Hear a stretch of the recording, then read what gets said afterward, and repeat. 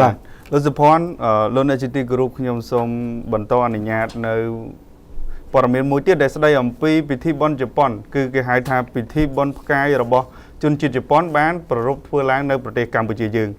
ពិធីបុណ្យផ្កាយឬហៅថាតាមភាសាជប៉ុនថាតាណាបាតាដែលជាពិធីបុណ្យប្រពៃណីជនជាតិរបស់ប្រទេសជប៉ុនត្រូវបានប្រារព្ធធ្វើឡើងនៅកម្ពុជានៅចុងសប្តាហ៍កន្លងទៅនេះ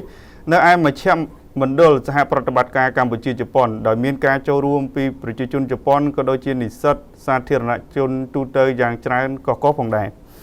លោកសៀងនិមលប្រធានផ្នែករដ្ឋបាលនិងហិរញ្ញវត្ថុនៃមជ្ឈមណ្ឌលសហប្រតិបត្តិការកម្ពុជាជប៉ុនបានថ្លែងថាការរៀបចំពិធីបុណ្យផ្កាយនេះឡើងគឺដើម្បីបង្ហាញដល់សាធារណជន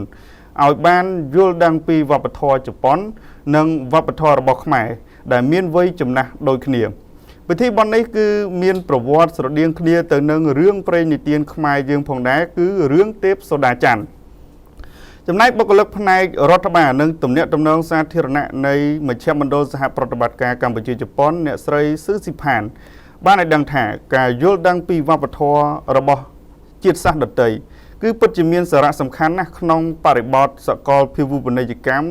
ពីព្រោះការស្គាល់ពីវប្បធម៌បរទេសនឹងជួយផ្ដល់ចំណេះដឹងទៅវិញទៅមកហើយនេះគឺជាឱកាសល្អសម្រាប់និស្សិតសិស្សនិស្សិតនិងសាធារណជនទូទៅបានយល់ដឹងពីវប្បធម៌របស់ប្រទេសជប៉ុនតាមរយៈបុណ្យផ្កាយនេះផង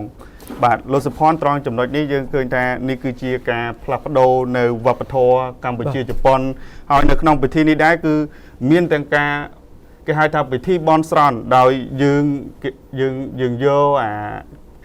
បានន័យថាសេចក្តីបំណងប្រាថ្នារបស់យើងសរសេរលើกระดาษតូចៗហ្នឹងចងនៅដើមឫស្សីទៀតហើយបន់ស្រន់បែបន់សុំសេចក្តីសុខ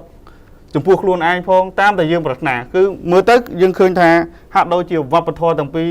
នេះមានជំនឿដូចកម្ពុជាដែរកម្ពុជាយើងពេលខ្លះក៏យើងមានការបន់ស្រន់សូម្បីតែជប៉ុនក៏នៅតែប្រើវប្បធម៌បន់ស្រន់នេះដែរ